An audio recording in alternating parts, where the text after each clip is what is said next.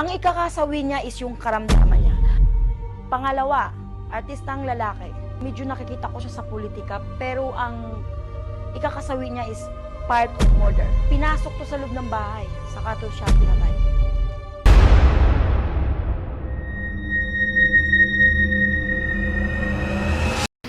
Hello po mga ka-PTV, sa video na ito ay tatalakayin natin ang masasamang pangitain sa isang probinsya na ito ayon sa mga visions ni Madam Rudy Balvin. Pero kung ikaw ay hindi pa nakasubscribe sa aking channel, baka naman.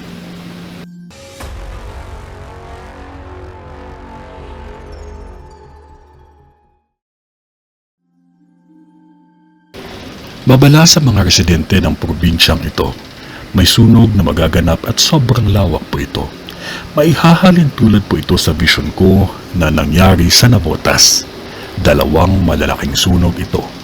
Huwag magpadala sa takot at mataranta dahil hindi ito makakatulong sa atin. Panatilihin maging kalma ang sarili upang tayo ay makapag-isip ng tamang gawin. Hindi ito kalayuan sa tubig at ang isang sunog ay hindi din ito kalayuan sa bulkan. Sa malawak na sunog may nakikita akong tulay at hindi ito kalayuan sa bilihan ng mga accessories ng mga sasakyan. Dalawang sunog ay nakikita ko at ang isa dito ay masyadong malawak. Ang isa ay gaya ng nakikita ko, hindi ito kalayuan sa bulkang Taal. Sa vision ko maging maingat ang lahat dahil may mga krimen na mangyayari pa lamang. Huwag basta magtiwala kahit kanino, lalo na sa mga taong pinapautang ninyo. Dahil may krimen na ilang buhay ang nawala ng dahil lamang sa utang.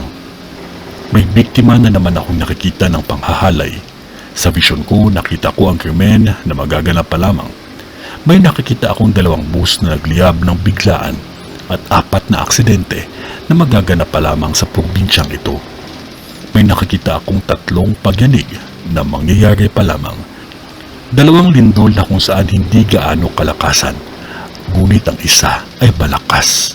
Sa mga sasakyang pampasahero, maging maingat kayo kasi suriin ninyo ang bawat pasahero na sumasakay dahil sa vision ko may hostage na magaganap. Wala namang masama kung suriin ninyo ang bawat pasahero dahil sa vision ko may pangyayari na nag-apoy ang sasakyan dahil sa mga taong gumawa ng masama. May 2 massacre akong nakakita na mangyayari pa lamang. Kaya lahat ay maging maingat at huwag basta magtiwala. Mas mainam, mapanuri at huwag basta magpapasok sa loob ng ating mga tahanan.